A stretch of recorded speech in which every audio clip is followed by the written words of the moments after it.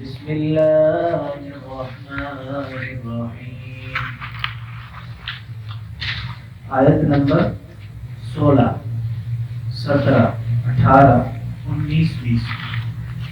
أولئك الذين اشتروا الضلالة بالهدى فما ربحت تجارتهم وما كانوا مهتدين. آیت نمبر 16.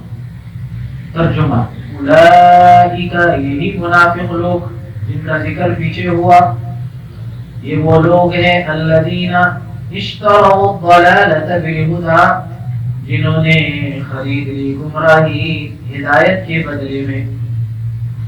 فما ربحت تجارتهم، ان کی اس تجارت نے ان کو کوئی نفع نہ دیا. وما كانوا مهتدین، نہ ہی وہ ہدایت یافتہ ہیں. تو منافقین نے دین حق کے ظاہر ہونے کے بعد بھی کفر کے راستے کو اختیار کیا. جناب رسول اللہ صلی اللہ علیہ وسلم اور اسلام کے راستے کو چھوڑ کر انہوں نے دل میں کفر رکھا، ظاہراً اسلام کو ظاہر کیا جو کہ نفاق کہلاتا ہے، حالانکہ دین حق دین اسلام ہے. تو اللہ پاک ان کی اس طرز کو خرید و فروخت سے تشریح دے رہے ہیں کہ انہوں نے ہدایت کے بدلے گمراہی خریدی.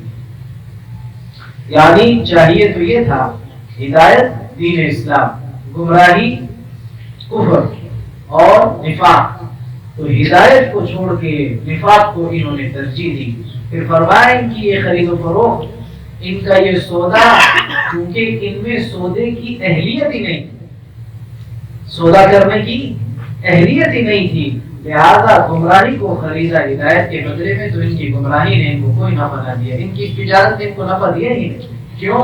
کفر کے بدلے میں جہنم ملے گی، دنیا میں برباد اور آخرت بھی برباد. تو ان کو سودے کا سلیقہ ہی نہیں تھا، لہذا دنیا بھی برباد ہوگی، آخرت بھی برباد ہوگی. ان کی اس تجارت نے ان کو کوئی نفع نہ دیا.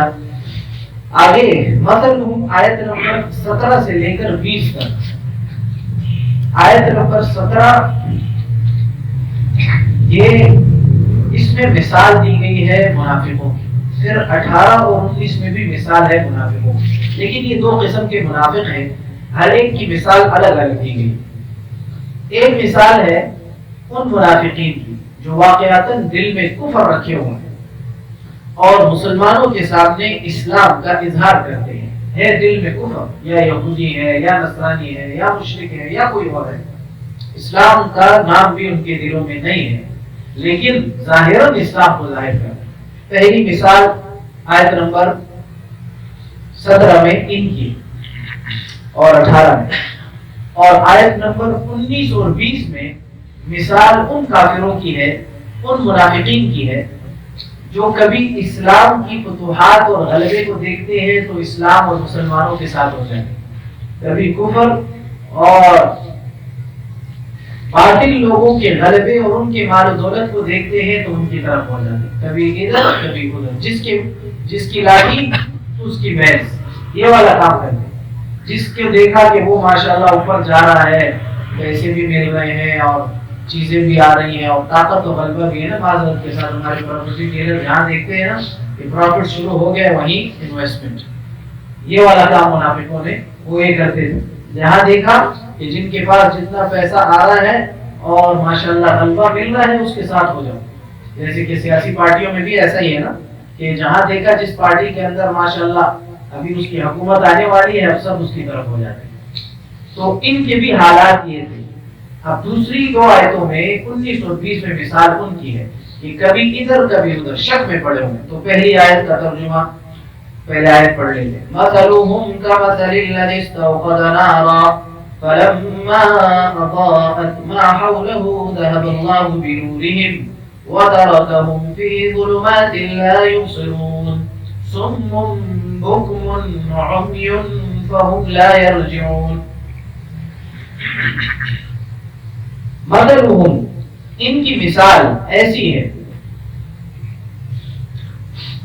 کمثل الذی استوقد نارا، اس شخص کی مثال ہے ان منافقین کی، الذی وہ شخص، استوقد جس نے جلائی، نارن آگ، فلما پس جب اضاءت چمک گئی، اس آگ جلی، اندھیرا تھا، آگ جلی، آگ کی روشنی سے ارد گرد روشن ہو گیا، اضاءت روشن ہو گیا، چمک گیا، ما حولہ جو ارد گرد کی چیزیں تھی وہ آگ سے روشنی سے نظر آنے لگی۔ ضرب اللہ بنورہم، اللہ تعالی شانہ نے اس کی روشنی اور اس کی چمک کو ختم کر دیا۔ وَتَرَكَهُمْ، اور ان کو چھوڑ دیا، فی ظلمات، اندھیرے میں، لا یبصرون، کہ دیکھتے نہیں ہیں، صم، کان کو سنتا نہیں ہے، اس کو کیا کہتے ہیں؟ بہرا ہے، بہرے ہیں، بکم، گونگے ہیں، عمی، اندھے ہیں، فَهُمْ لَا يَرْجِعُونَ، لوٹ کے نہیں آئیں گے۔ تو اس میں مثال ہے ان منافقین کی جو واقعاتاً دل میں نفاق رکھتے ہیں اور ظاہراً اسلام کو ظاہر کرتے ہیں۔ اب مثال کیسے ہے؟ آسان الفاظ میں، ایک آدمی ہے اندھیرے میں بیٹھا ہوا، چونکہ اس زمانے کی بات ہے جب کہ بجلی نہیں ہوا کرتی تھی اور مشرکین اور کافر اور مسلمان جو ہوتے تھے مکہ میں، مکہ اس وقت اتنا پسماندہ ریتیلا علاقہ، بجلی کہاں، کچھ بھی نہیں ہوتا، چھوٹے چھوٹے گاؤں ہوتے، پرانی بات ہے، کیوں 100 سال پہلے کی بات۔ تو اس ماحول کے مطابق مثال دی گئی۔ اس وقت چونکہ ماحول یہ تھا تو ایک آدمی، آپ اس ماحول کو ذہن نشین کریں کہ ایسا ہو، بجلی کا نام و نشان نہ ہو اور آپ کسی بیابان و جنگل میں ہیں، رات کا وقت ہے، ہر طرف اندھیرا اندھیرا۔ اب جب آپ وہاں آگ جلا لیتے ہیں لکڑی سے تو ارد گرد روشن ہو جاتا ہے۔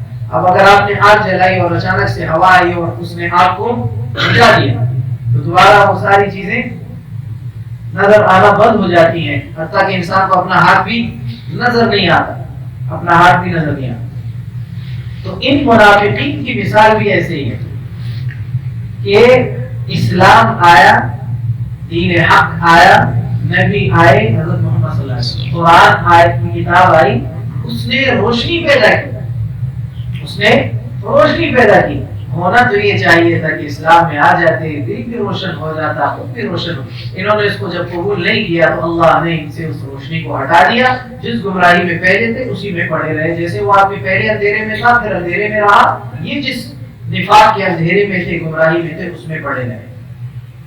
لہذا اب حالت ان کی یہ ہے کہ جیسے اس آدمی کو اندھیرے کی وجہ سے اور تکلیف اور پریشانی کی وجہ سے وہ کچھ سنائی بھی وہاں نہیں دے رہا، وہ دیکھ بھی نہیں رہا اور وہ اس کے متعلق کچھ کہہ بھی نہیں سکتا، یہ بھی ایسے ہی اندھے بہرے اور گونگے کہ حق بات کو نہ قبول کرنے کی نیت سے سنتے ہیں، نہ حق بات کو قبول کرنے کی نیت سے بولتے ہیں، نہ حق بات کو قبول کرنے کی نیت سے دیکھتے ہیں۔ لہذا ہر حیثیت سے جو ہے یہ دین سے اور اسلام اور روشنی سے محروم ہو چکے۔ جیسے ایک آدمی اندھا بھی ہو، گونگا بھی ہو، بہرا بھی ہو اور پھر اس کے سامنے آپ اس کو ایک کمرہ ہو جہاں اس کو کوئی لائٹ کا بھی سسٹم نہ ہو، روشنی کا بھی، تو وہ پہلے سے اندھا بہرا گونگا ہے، بجلی بھی نہ ہو، روشنی بھی نہ ہو، تو اس کا کیا عالم ہوگا؟ ان کی مثال بھی ایسی ہی ہے کہ ہر حیثیت سے دین سے محروم ہو چکے ہیں۔ یہ مثال ہے ان لوگوں۔ دوسری مثال ان منافقین کی ہے جو شک میں، اب اس کی طرف اس طرف او کصیب من السماء، یا ان منافقین میں جو شک میں پڑے ہوئے ہیں ان کی مثال اس بارش کی سی ہے، من السماء جو آسمان سے نازل ہوتی ہے، فی ظلمات اس میں اندھیریاں ہے، ورعد کڑک ہے، وبرق بجلی ہے، بجلی ورعد اور برق، رعد کہتے ہیں بادلوں کی گرج اور برق کہتے ہیں بجلی کی کڑک۔ یجعلون اصابعهم، بجلی کی کڑک اور بادلوں کی گرج سے، یجعلون ڈال لیتے ہیں، اصابعهم اپنی انگلیوں کے پورے، فی آذانہم اپنے کانوں میں، من الصواعق اس آواز کی وجہ سے، حضر الموت موت کے ڈر سے، واللہ محیط بالکافرین، اللہ کافروں کا احاطہ کیے ہوئے، علم کے اعتبار سے بھی، قدرت کے اعتبار سے۔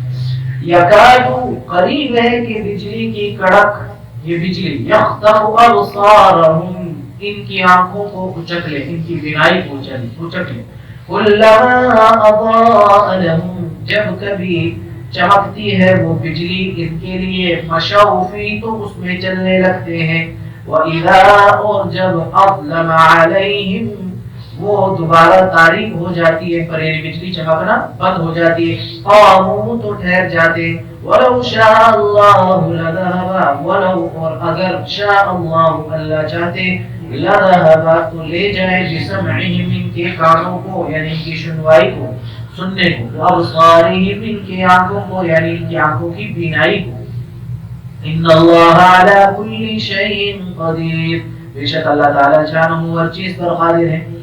اب یہ مثال ہے ان منافقین کی جو شک میں ہے، ان کے نفاق اور کفر کو تشبیہ دی گئی ہے آسمان سے جو بادل سے پانی برستا ہے، اور ان کے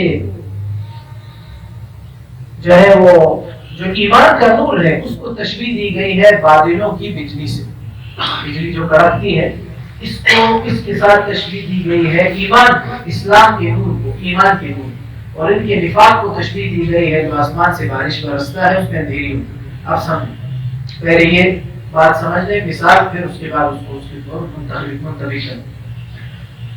جب بارش ہونے والی ہوتی ہے تو سب سے پہلے آپ حضرات کے علم میں ہوائیں چلتی ہیں، ہواؤں سے اللہ ہوائیں چلاتے ہیں، اللہ تعالی شانہ کے حکم سے وہ ہوائیں بادلوں کو اکٹھا کرتی ہیں، صاف آسمان ہوتا ہے، بادل آ جاتے ہیں۔ اب جب بادل آتے ہیں تو تاریکی ہو جاتی ہے کہ نہیں؟ تاریکی ہو جاتی ہے، اندھیرا ہو جاتا ہے، پھر جب بارش برسنا شروع ہوتی ہے پھر اور اندھیرا ہو جاتا ہے۔ یہی حالت ہے ان منافقین کے اندھیرے کی، جو ان کے دل میں نفاق کا اندھیرا ہے۔ نفاق اور کفر ایک اندھیرا ہے، ایمان اور اسلام ایک نور ہے، اس لیے مومن نور ہے، کافر اندھیرا ہے۔ اگر مومن ہو، ہماری طرح کا ڈمی نہ ہو، ڈمی جان ایک تصویر بنائی ہوتی ہے اس پہ کپڑے چڑھا دیتے ہیں، وہ ڈمی ہے، اس کے اندر تو ہماری مثال اس کو ڈمی مومن کی ہے کہ طاقت نہیں ہے اندر، ایمان قوت نہیں، ایک وجود ہے لیکن ایمان کا زور اور مضبوطی ہے۔ تو اب مثال کیا ہوئی کہ اس کا نفاق ایسا ہے جیسے بادلوں سے پانی برسا اور بارش کے وقت اندھیری ہو جائے، اور مومن اس کی مثال اور ایمان کی مثال اس بجلی کی کڑکتی ہے، بجلی بعد پھر جب بادل آتے ہیں بارش شروع ہوتی ہے پھر بجلی نہیں چمکتی ہے، بجلی جب چمکتی ہے تو روشنی سی ہو جاتی ہے۔ اب یہ منافق کبھی جو ہے کفر کو دیکھتا ہے کہ وہ غلبے میں آ رہے ہیں، ان کے پاس مال و دولت زیادہ ہے، تو دل کہتا ہے ادھر چلو، یہ راستہ اچھا ہے، یہاں پیسے اور چیزیں مل جائیں گی۔ اب جب بجلی کڑکتی یعنی ایمان اور اسلام کی کوئی روشنی اس کو نظر آتی ہے تو پھر ادھر چلنے لگتا ہے، پھر جب وہ وہاں کوئی اور چیز زیادہ نظر آ جاتی ہے پھر ایمان اور اسلام کی روشنی کو چھوڑ کے پھر ادھر، کبھی ادھر کبھی ادھر، کبھی ادھر کبھی، اس کو 5ویں سپارے میں ذکر کیا ہے مذبذب سے، مذبذبین بین ذالک، دونوں راستوں کے درمیان لٹکا ہوا ہے، لا الہ الا ولا الہ الا، 5واں سپارہ سورۃ النساء، نہ ادھر پورا ہوتا ہے نہ ادھر پورا ہوتا ہے، آ جاؤ کہتے کیا کرو گے، دو رنگی چھوڑ کے یک رنگ ہو جا سراسر سنگ ہو جا سراسر موم ہو جا۔ اگرچہ میں شعر سے اتفاق نہیں کرتا لیکن بات سمجھانے کے لیے بتا رہا ہوں کہ دو رنگی چھوڑ کے ایک رنگ ہو جا۔ اسلام میں نہ سراسر سنگ ہونا ہے نہ سراسر موم ہونا ہے، اعتدال ہے، درمیانہ روی، نہ بہت سخت ہونا ہے، سنگ مرمر پتھر سخت ہونا ہے، اور نہ بہت نرم ہونا ہے، کیونکہ اسلام نے اعتدال سکھایا ہے، سختی کی جگہ پہ سختی، نرمی کی جگہ پر نرمی۔ تو ان کی مثال بھی ایسے ہی ہے کہ کبھی یہاں فائدہ نظر آئے تو وہاں ہو گئے، کبھی یہاں فائدہ نظر آئے تو یہاں ہو گئے۔ اصل میں اسلام، اور یاد رکھیں ہمیشہ کے اللہ پاک کا نظام ہے کہ جنگیں جب بھی مسلمانوں کی ہوئی ہیں آپس میں، اور اللہ کی شان جہاد شروع ہی آپ علیہ الصلوۃ والسلام کے زمانے سے ہوا ہے، اس سے پہلے جو قومیں تھی یہود اور نصارہ اور دیگر اقوام، ان پر جہاد اس طرح فرض نہیں تھا جیسے کہ امت مسلمہ پر ہے، اور اگر انہوں نے جہاد کیا ہے، حکم ہوا ہے، اللہ تعالی شانہ کی طرف سے حکم ہوا ہے، اس سے پہلے ہی ان کو فتح کی بشارت دے دی گئی، فتح کی بشارت دے دی گئی۔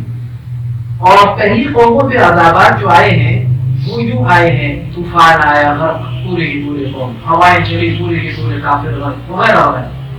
اسلام میں یاد رکھیں وہ عذابات ختم ہو چکے ہیں۔ آپ علیہ السلام کے آنے کے بعد اب کفر پر ایسا نہیں ہوگا کہ سارے کافروں پر طوفان آئے گا اور وہ مر جائیں گے، سارے کافروں پر ہوائیں چلیں گی اور وہ ختم ہو جائیں گے، زلزلے نہیں۔ اس امت کے لیے یہ بات ضروری ہے کہ اگر اسلام کا غلبہ چاہتی ہے، کفر کے مظالم کو مٹانا چاہتی ہے، کفر کو مغلوب کرنا چاہتی ہے، تو ان کو جہاد کرنا پڑے گا۔ کیا کرنا پڑے گا؟ جہاد کرنا پڑے گا، تلوار اور بندوق لے کر اللہ کے راستے میں نکلنا پڑے گا۔ یہ امت کے لیے اس سے پھر اللہ پاک کفر کو مغلوب کرے گا۔ اب میں یہ بات تمہید کے طور پہ میں نے بتائی، اب بات سنیں۔ آپ علیہ السلام اور صحابہ کی کافروں کے ساتھ جب بھی جنگیں ہوئی تو کبھی کافر غالب رہے، کبھی مسلمان غالب رہے۔ یہ اسلام کی حقانیت کی دلیل ہے۔ ہمیشہ مسلمان غالب نہیں رہے، کبھی کافر کبھی مسلمان کبھی کافر۔ اب ایک جگہ پر سوال کیا گیا ایک کافر سے کہ ذرا یہ بتائے کہ محمد صلی اللہ علیہ وسلم کے بارے میں کہ ان کی آپس کی جنگیں کیسے ہوتی ہیں۔ انہوں نے فرمایا الحرب سجال بیننا، حرب جنگ ہمارے درمیان ڈھال ہے، ینال منا وننال منہم، کبھی ہم جیت جاتے ہیں کبھی وہ جیت جاتے ہیں۔ وہ جو بادشاہ تھا جس نے سوال کیا تھا اس مشرک کافر سے، وہ بادشاہ عیسائی تھا، وہ انجیل کا پڑھا ہوا تھا۔ اس نے کہا نبی ایسے ہی ہوتے، نبی کیسے ہی ہوتے، ایسے ہی ہوتے۔